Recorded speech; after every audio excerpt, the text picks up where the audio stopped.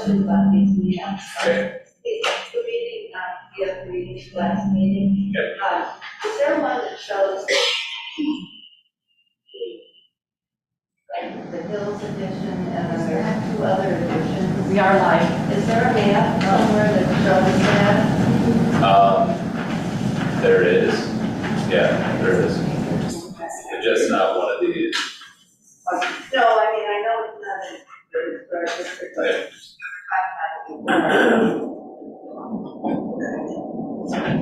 where would it be? You can go on, PC web map, so county web map, Uh-huh. and you'll be able to see that information. If you just click on the parcels, you'll see what subdivision the various parcels are in. Oh, yeah, okay. Okay. So we'll call to order this meeting of June 10th, Monday at 5:30. Karen, can we have a roll call, please? Commissioner Flores, Present. Commissioner Berry. Here. Commissioner Bover. Present. Commissioner Payne. Here. Commissioner Garrison. Here. And Commissioner Myers let me know he would be absent. Okay. Has everyone had the opportunity to go over the minutes from last meeting? Are there any questions, calls for change? Okay, then I will entertain a motion to, what am I entertaining a motion for, Karen? To approve the minutes. To approve the minutes. I'll make a motion to approve. Thanks. Do I have a second? Second. All in favor? Aye. Any opposed? Cool, motion passed, it's passed.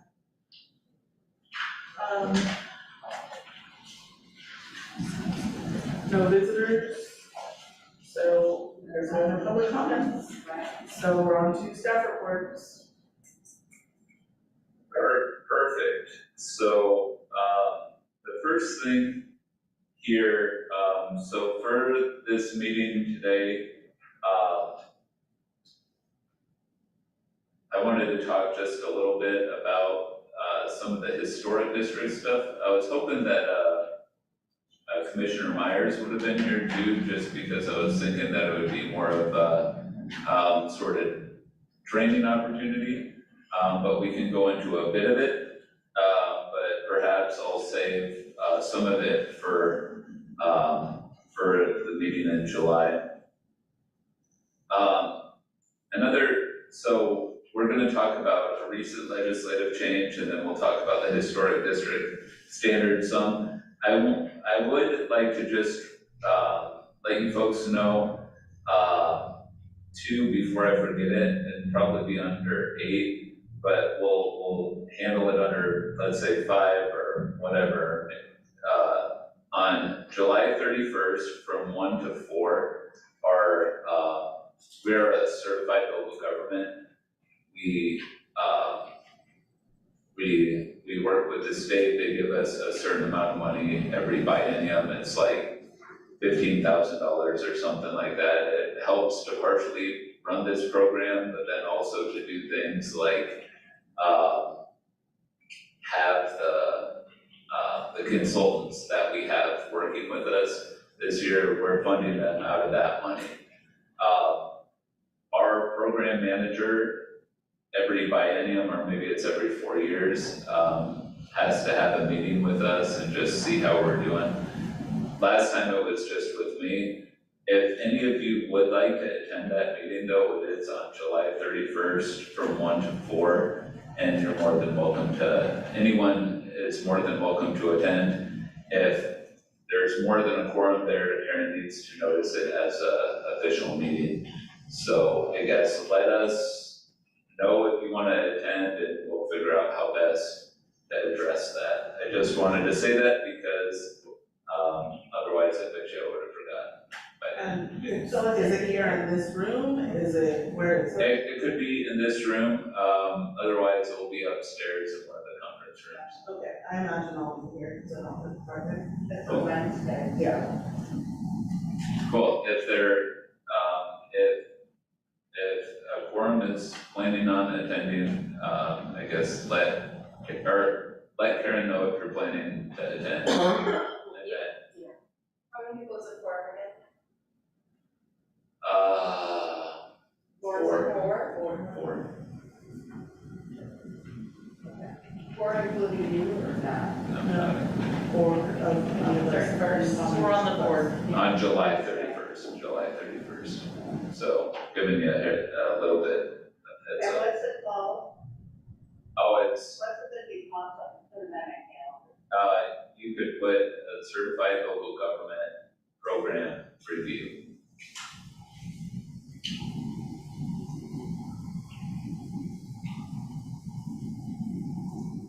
Thank you. What time does it start? 1 One o'clock. o'clock to 4 o'clock. 1 o'clock to 4 o'clock. All right, so now that that's out of the way, I wanted to give you folks a heads up of recent legislation, a recent change to state law that really does impact, I'll say, basically everything associated with land use. Yeah. It's quite a sweeping little change here. So what the change is recently in, I called it draft housing adjustment standards, but essentially what it means and what it does is it says, if you have a land use regulation that you do not like, that is somehow impacting how you're producing housing or building housing, you have a right to request that adjustment, that standard be waived, essentially. And this legislation, Senate Bill 1537 was passed, and it allows up to 10 adjustments for any sort of land use activity. Now, when I look at that, that's a pretty significant change, because especially we have relatively simple code in the grand scheme of things. You compare a Portland or a Eugene, or you compare a Lake Oswego with Salem, anything like that. They have much more sophisticated regulations than we have. And so among the standards that can be modified include side or rear setbacks, so long as the adjustment's not more than 10%, parking minimums, period.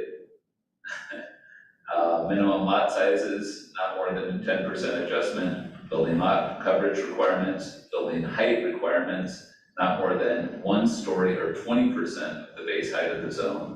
And then design standards, including facade materials, facade articulation, window area, all this sort of stuff. Well, what about windows for the historic preservation district? Yeah, those can be modified as well. This? Yeah, This will so be perfect, right? We will be slightly more. this, so this set of standards gives folks the ability to modify any number of things. The city of Independence, I was just gonna ask, so kind of following up to what Ann was saying, if they don't like the fact that our current code says you need to replace wood windows, we could see just everybody going, I don't like that, I want final, and I will just be fine. well, you have to be creating a unit. And so if you're going from historic to historic, or if it's a historic house, and you're keeping it a historic house, if it stays one unit, you can't just say, hey, I wanna replace my wood windows and you gotta change to this. You actually have to be producing housing. Now, what you could get is somebody going in there and saying, hey, I wanna do a duplex, and these window requirements are making it impossible for me to do a duplex, or whatever it might be. Now, I mean, personally, I haven't really given much thought to that. What I see the possibility of, and I mean, I'm gonna just speak of downtown, we just recently lowered the height requirement requirement to 40 feet, right, in downtown. Yeah. Well, this then says you can, ask for an increase of 1 story or 20% of the base height of the zone, that essentially goes to 48 feet. That goes to 48 feet. That requirement is one of the ones that makes me nervous. The other things that make me nervous are the potential for no parking requirements, the potential to waive any sort of facade material. So you no longer need brick. You could go to hardy plank or whatever it might be. Not only that, we have a requirement in our downtown area of 60% windows on the front facade, on the ground floor. So imagine, I don't wanna do 60% of windows. We have a requirement also for a degree of facade articulation. You say, I don't wanna do the facade articulation, so you go for that. I think that was 4 that I counted off right there. All of a sudden, you've got a very tall building with a limited amount of, or Design. a limited amount of design, essentially a box with potentially few windows in our downtown, And no parking required. and no parking And you've requirements. only used just, what did you say, 4? So you get. I only use, so I have 6 more to Yeah, go. 6 more that you easily do. So obviously, this is a problem, for, and potentially it's not a problem for all communities, because potentially it's harder to adjust a significant amount of things in other communities. For us, it is a big problem, because we can get through our code fairly quickly with an adjustment. So, what we plan to do, and I mean, we're still discussing this, but I wanted you folks to be able to see it. Included in the staff report is that attachment that sort of shows these standards straight from the state law, just so you can see them. What we included on page 15 of your packet is how we anticipate trying to address this.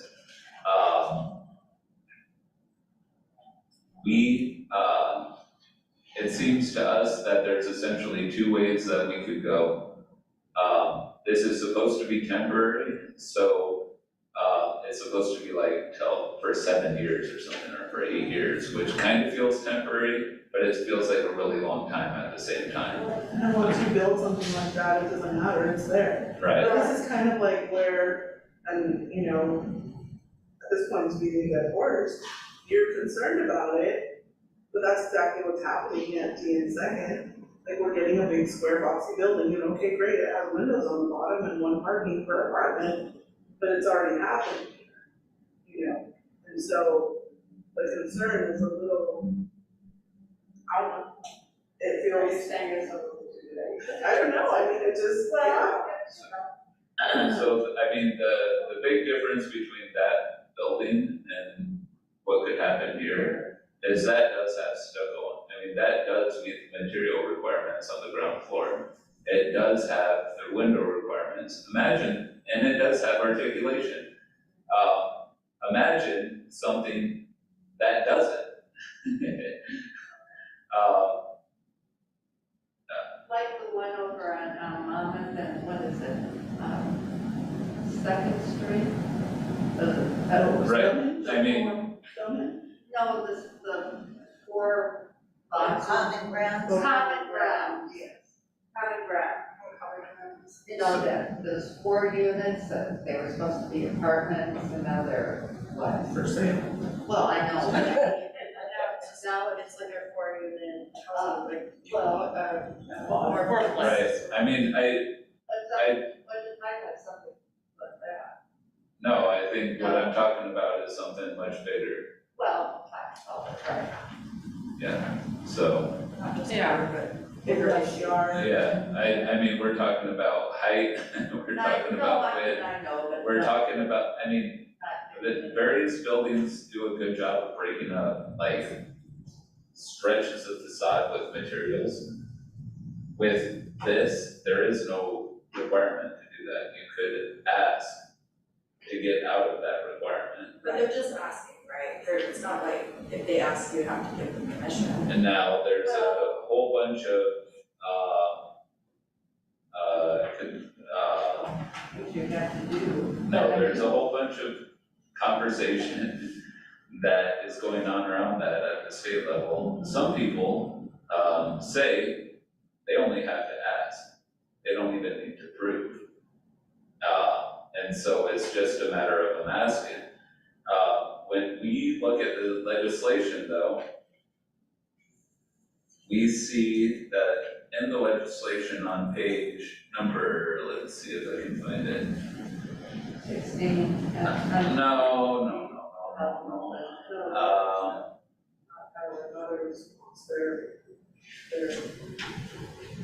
If you look at page 10, the small g,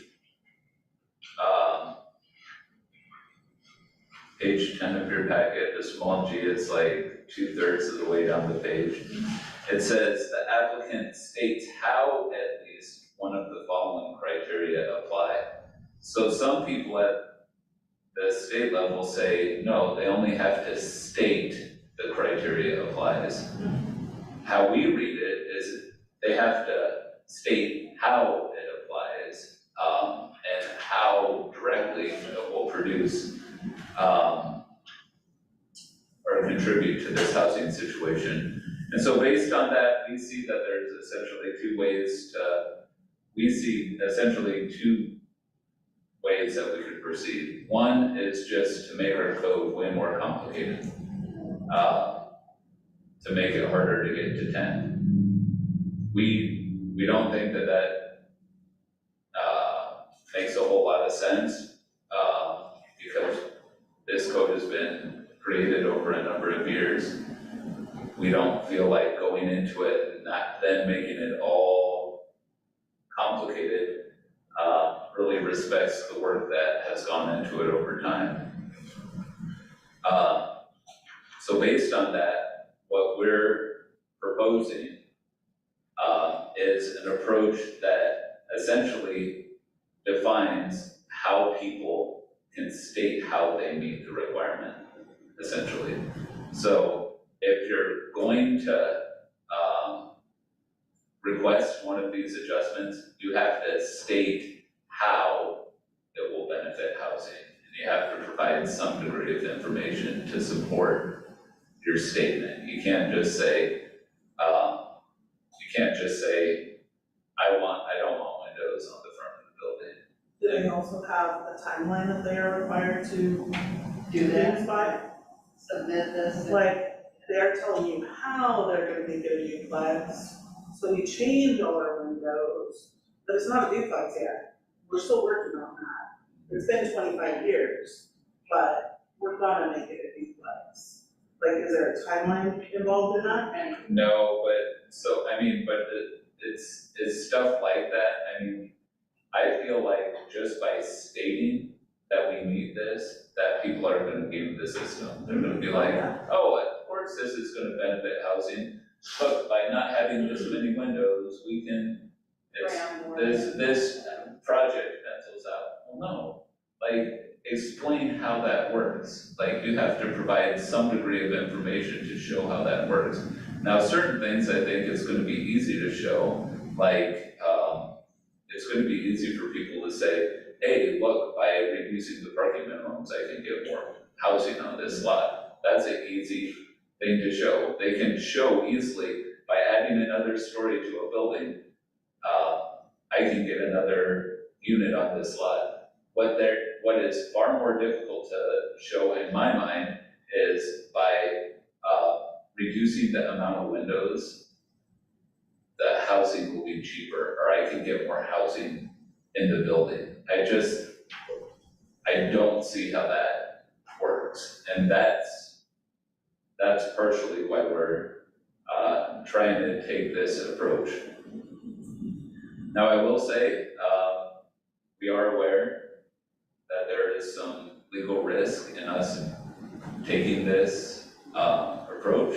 We've been told there's legal risk, but we feel that it makes sense, Well, given our options. who would, like, somebody would challenge it, and would that be more like a developer would challenge it? Yeah, potentially, That it would would- result, the legal risks about, Yep, like, sue the, like sue the city, yep. planning commission or something to. No, it would be the city. Sue the city to, allow, or whatever it is. Just tell me there's not any historical exceptions to this.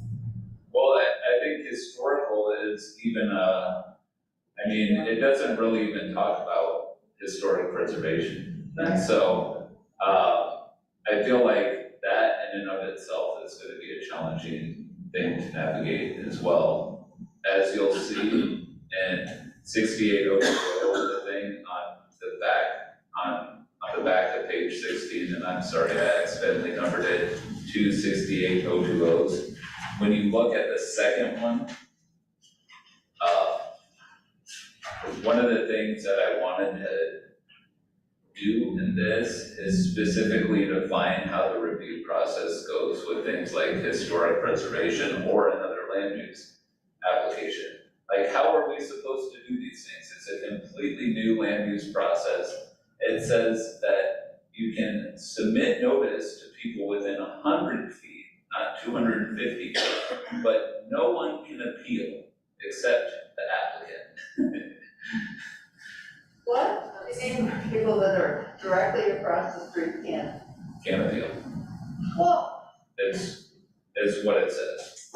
So, I have a question. So like this was a order by the governor, correct? Why we're making these changes? this, Did they offer any guidance at all? And was this the guidance that they offered for small towns like us, this proposal, this system? no, what they have encouraged small cities to do is just simply utilize the bill itself as the way that you regulate this stuff. And we would say, well, that's well and good, but there is just practical issues that we need to address, like how can someone state how they've met that criteria? And also, where does this fit within our normal review process? And so what you'll see is how we've structured this, the second part is we're saying specifically if you're applying for another land use application, like historic preservation review, you have to ask for the adjustment beforehand. And you have to go through the adjustment process beforehand. So when it comes to you folks know what is adjusted, and then you still conduct your review in accordance with the remaining historic preservation standards. I feel like if someone comes here and you folks give a decision, and then they go back and ask for an adjustment of the decision, that is opening up a can of worms. Like, For us. for everybody, but like, just in terms of due process and everything like that.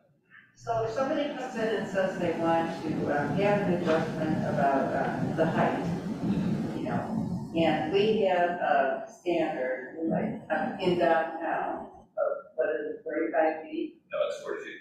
Or 40, and they wanna go 60 feet. They can't do that. Well, 10%. okay, well, what would 10% be? 48 feet. 48, okay, 48, and so they wanna do that instead.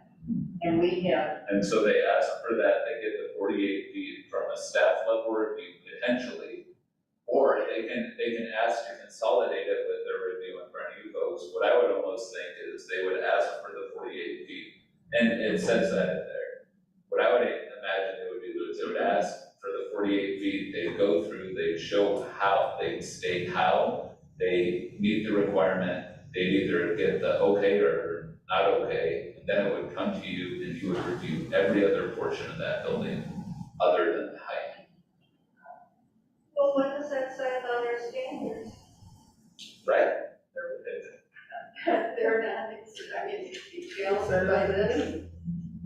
Well, I mean, that's what happens when you have a committee full of volunteers, we're not lawyers, we work jobs, we do our best, and, you know, and there wasn't a lot of training, so now, like, what do we do now? You know, I'd be happy if everybody had to build what Brad's gonna have to build. Like, okay, you want a 48-foot building? Make it look nice, make it look like the one that's going at the corners of Main and E. If you wanna put a building that tall here, make it look nice. Yeah, but if they're just, I mean, the thing was, but we're gonna put a lot of people in because there is a house. That's a giant building. Well, I don't put a lot of people in there.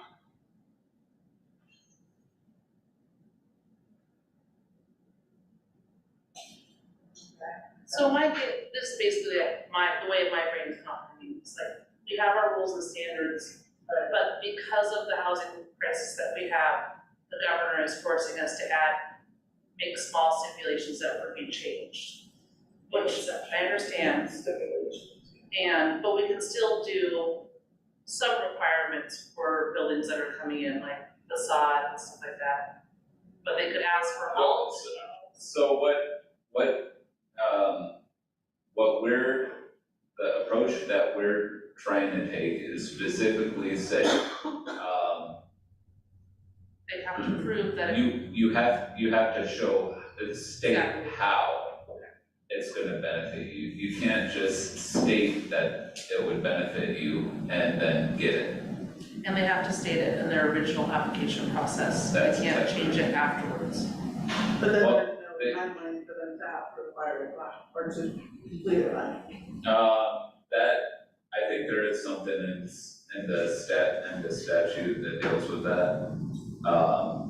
That there is some sort of expiration, I wanna say it's 2 years. Is it number 4 up on the top of page 16? There's talking about that.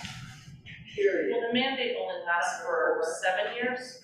The whole thing. Yeah, something like that.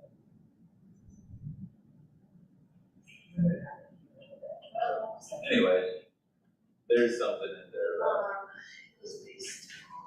And I mean, we're kicking the tires of this still.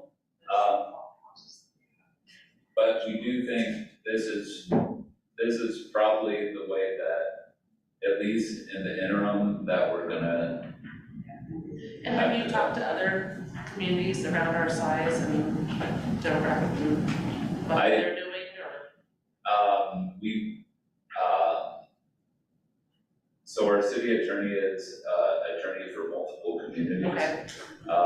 So she is in contact with people, just around this issue. I did reach out to, Monmouth and Dallas just to see if they had any thoughts about what they're pursuing with this. I haven't heard from Dallas yet, but, Monmouth has not considered how they're gonna address this at this point. However, go to the state pass. Oh, I don't know. Sometime this year. It's not best news we've heard this week. No, it's a I mean,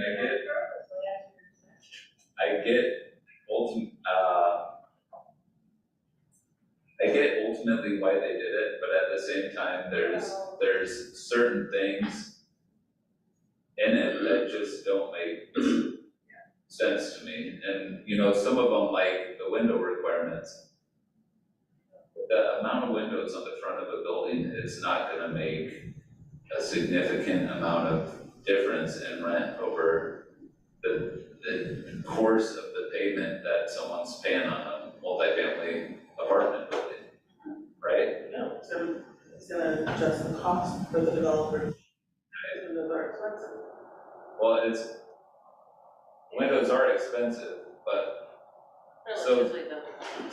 so's the whole building. Yeah. Yeah, And then adding to their cost, right, and they don't want that. right, I know. There was, I don't know, I think, having specific standards which, like, especially design standards, we have them for a reason, you know?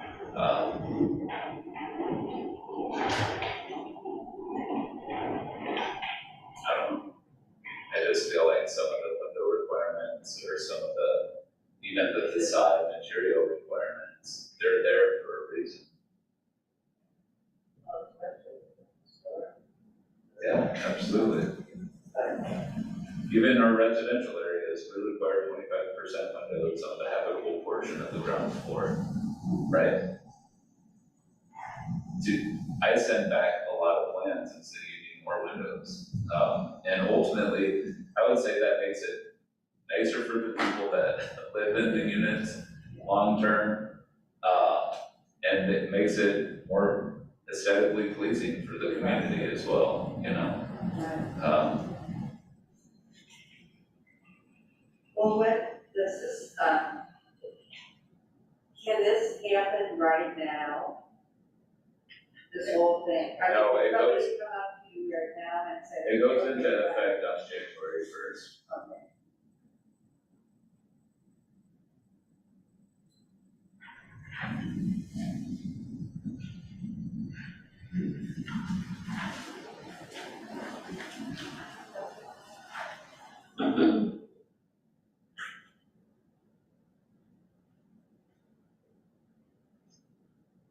So the planning commission will be talking about this, greater detail.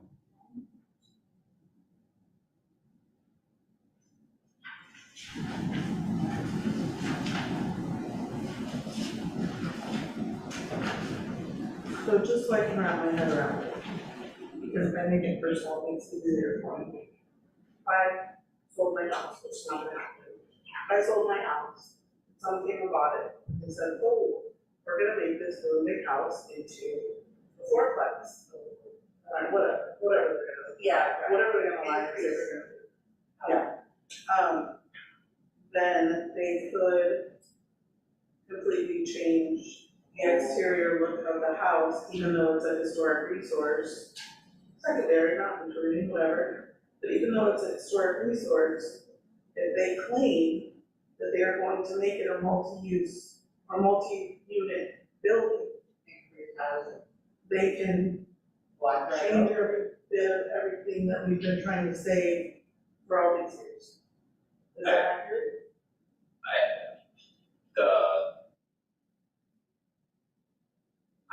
I mean, I honestly don't know that, because every application is so different. So I think that associated with that, I mean, you're talking about probably stairs into the building. There's a whole bunch of certain things that we would look at sort of individually. And so it's kind of hard for me to sort of speculate on one.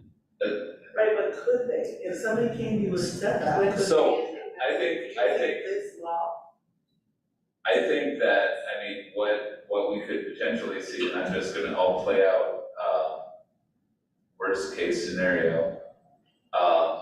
I don't know how this deals with demolitions. So if somebody says, hey, I wanna put up a house here, I don't know how this relates to demolitions, and I think that we would have to like really talk with our attorney about demolitions. Not only that, if somebody did that and say it was their lot, say they demolished the house, that's setback that we required, they wouldn't have to meet that setback because they could vary their setback a certain portion. right? That height limit that we said, hey, you're supposed to sort of match this height limit, they could go up story above that, It's a historic law. even though it's a historic lot. Absolutely. And then the building disappears. Yeah. That's, Again, I don't know about demolitions, like how it relates, but, if somebody's saying, I wanna do, a fourplex or an eightplex here. Then, I mean, potentially that standard gets put into effect, I don't know. And so, I mean, so that's where my mind jumps to.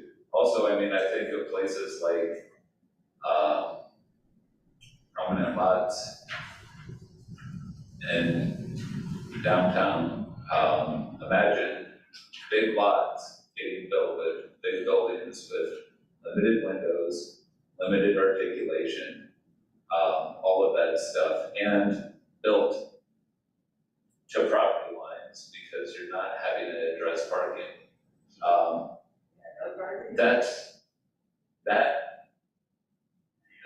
The implications of that, especially for the historic downtown, Yeah. are quite large.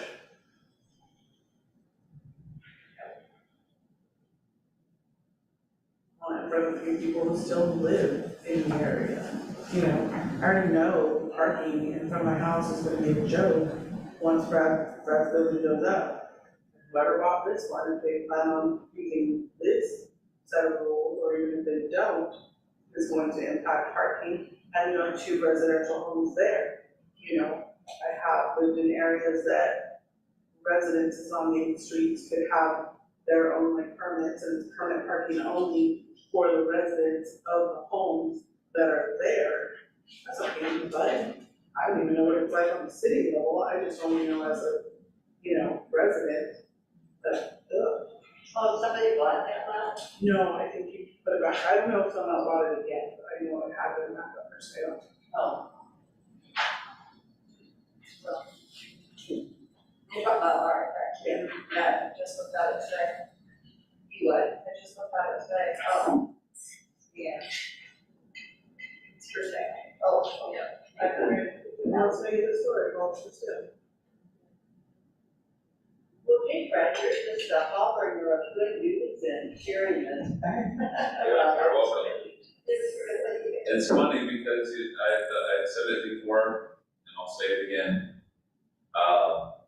That the headlines of this legislation were not relating to these housing land use adjustments. The headlines related to this legislation were, hey, you can expand your urban growth boundary. Now, one-time expansion, 75 acres, right? Well, when I pulled up this legislation and started looking at that, I realized that urban growth boundary expansion is exceedingly difficult. Like, very few people are gonna be able to do that.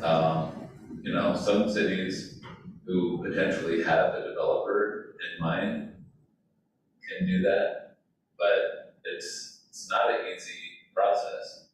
But then as I was paging through, page 9, I'm like, ooh, this is rough, you know?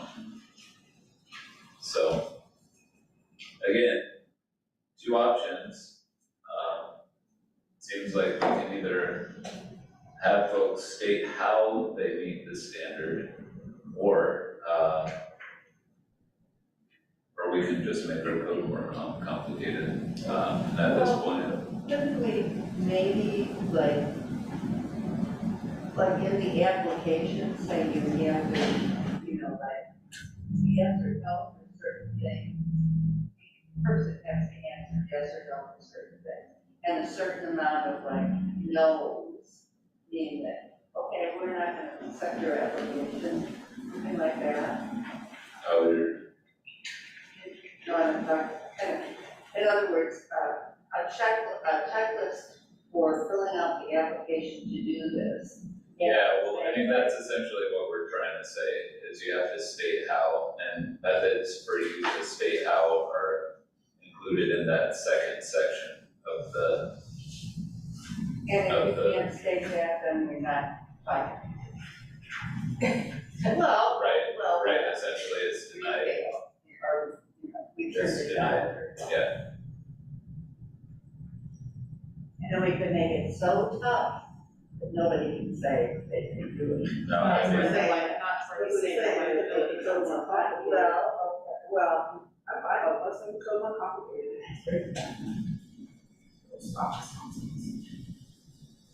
Well, I can see on some instances, but I can't see in the historic preservation district that this is a good plan by few people. Well, that seems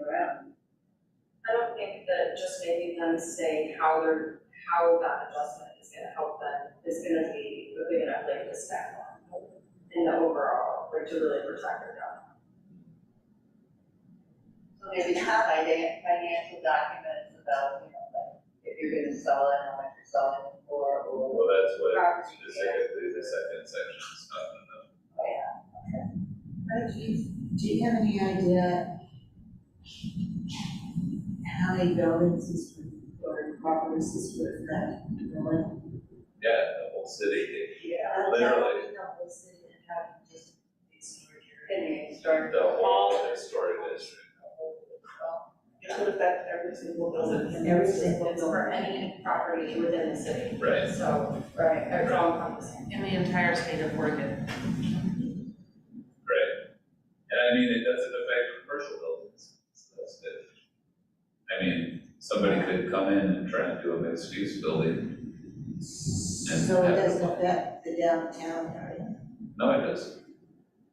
If somebody did a mixed use building, Oh, mixed use, because of it's mixed use, like. Okay, so. But not the buildings that are already there. Because Right. you can't demolish those. You're talking about where you extended it to. Like what's already there, those are safe. I mean, I don't know, I think the whole demolition thing is it, That's the demolition thing. Yeah, I mean, that's, I don't know, I haven't given much thought to that. Maybe ask the lawyer. Thanks for keeping us in the loop. Sorry, I'm not sure time. These mornings telling you. Holy cow. It's like, hey, get inside.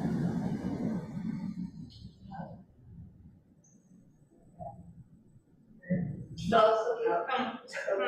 what do we need? Nothing, I'm just letting you folks know. That when January 1 comes and someone presents an application and has all these exceptions on it, we'll understand what the, yeah. Thank you for giving us some options on the two. Letting us know what's coming up. Who's working on the options? The city councilors? The planning- No, planning committee? the planning commission. Process to know, All right, so next thing is, I don't know, should we wait to talk about, some of the historic district standards until I would. Jeff is around? Yes. Probably. Okay, then let's take a look at these two maps.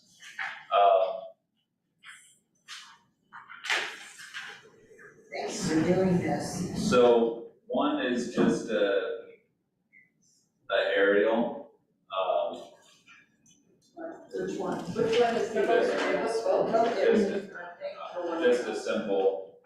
The boundary of the historical district? Just the boundary and then, No, just so you folks can see stuff, and then the other one is, I tried to simplify a map that you had previously seen. Just because it seemed like there was some confusion about it, and so what I did was I mapped the building classification from 1989 and what was primary, secondary, or historic contributing.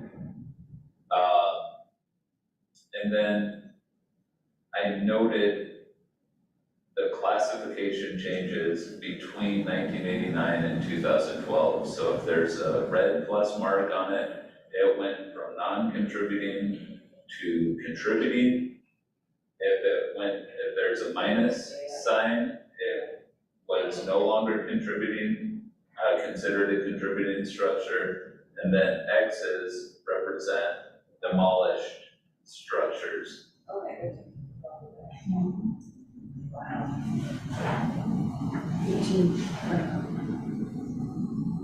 So, hopefully it helps sort of see how the district has changed just a little bit over time.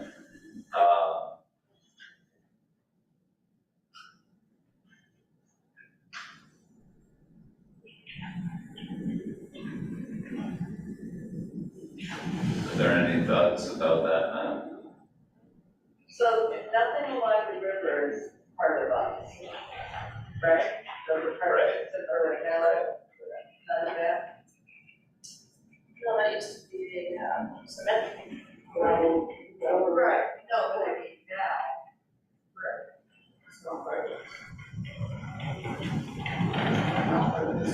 Yeah, every one of those.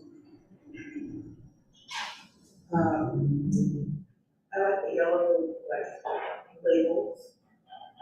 Yeah. On the other map, on the map with the, Still looking at library. So you would like labels on this one, is what you're saying? just for like points of reference. Okay. What's that cinema? The 1980, yeah, cinema. That was where the warehouse was. Well, yeah, I was gonna say that was, yeah, the picture, this picture must have been taken later. I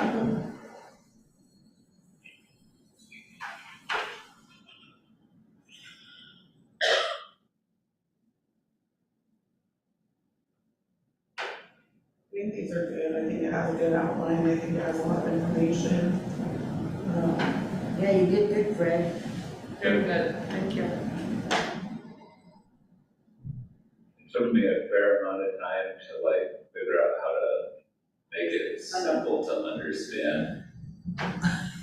For those who are simple. No, I mean, it's one of those things where,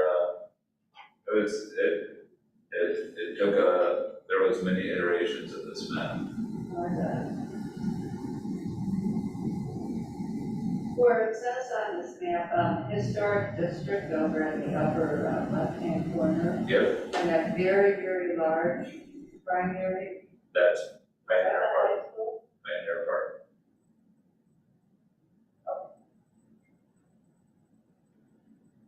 That's 7th Street right there.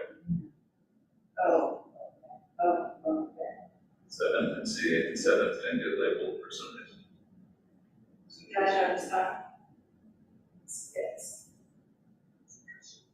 takes a little bit longer to go through the road, as we counter. Yeah, it's if it was marked, so. Yeah, that's easy enough. I mean, just our whole thing, second and seven. One of those labels of big places are helpful. Yeah, Yeah, oriented stuff, yeah. Yeah, right. Am I looking at this right, is the mayor's house? Is that just secondary? Yeah, that actually looks like it, oh yeah. Yeah, it looks like it was secondary originally, Really? and the latest one, there's a number of structures that are just labeled, they're labeled eligible, or they're called significant contributing or something like that. And that is one of them, as well as the house at 10th or at 9th, in Monmouth, that is a significant I can't remember, it was on the last map. And the church at 3rd and Monmouth, all of those were classified as, highly important structures to the district. Is that secondary? Well, no, so secondary doesn't, and Commissioner Flores said it earlier tonight, secondary contributing isn't a lesser designation. What it is it's just outside of the primary time period for the district. It was built just a little bit later, outside of it. Like the house that was across the street from me, that got demolished, and the house next to me that got demolished were built in the 1800s. And my house and the house and Tasha's house were built in the early 1900s. Those are secondary, they came later, they came second to those primary houses. That's just. Yeah, it took me a minute too when I first read it. Those are like the key points of, that's helped me see the big picture. Yeah, it took me. So anything before 1900 is primary and anything. You know, there's a date, I can't remember what exactly it is. It is in the designation document when exactly that date is. So I mean, I think what we're most focused on here is the reds and then the peach color, or whatever that is, or salmon color. Yeah. Those are really the buildings that are contributing to the district. Those are the ones that we want to protect. And then the red plus signs are things that have, since 1989, gone into that contributing Nice. classification. the ones with the minus sign, basically there's something structurally that has made it and not contributing. Like they've changed the facade or they've changed it so much that it can no longer. That's exactly it. Like this one over here, that went from, Which one? the one at the corner of Main and E. It was primary, I think what happened was I can't remember, I think it got recited or something like that, and I think, I would have to look at it, I think some of the windows got switched out, so the reciting and the windows switched. And we were gonna take a look at some of that stuff just to see how a building is no longer contributing. Yeah. But we can do that next time. And it sounds like, we won't all be present next time either, so we need to. Okay.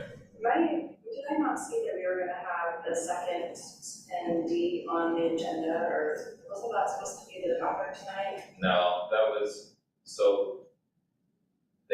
I had sent you folks a notice of the application that they were going through the site design review process. Oh, okay. So it's not yet, it's coming. No, you folks made a decision on the historic preservation portion of it. The site design review is a separate staff report.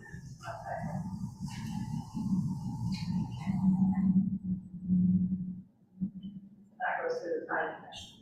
No, that one goes through, it's a staff level review. Oh, just that, okay. There won't be any more public discussion about it.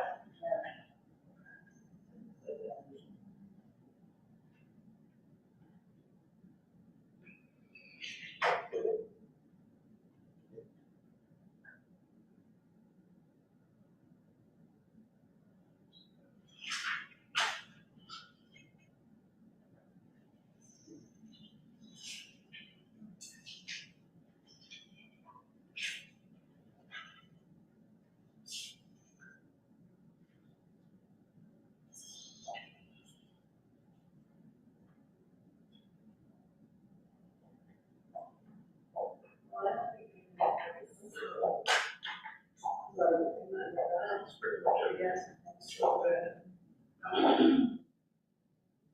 There's no other discussion and information items, then adjourn 6:26. Cool, and remember to let Karen know if you'd like to go on July 31st. All right, I'll go here. Who's in it?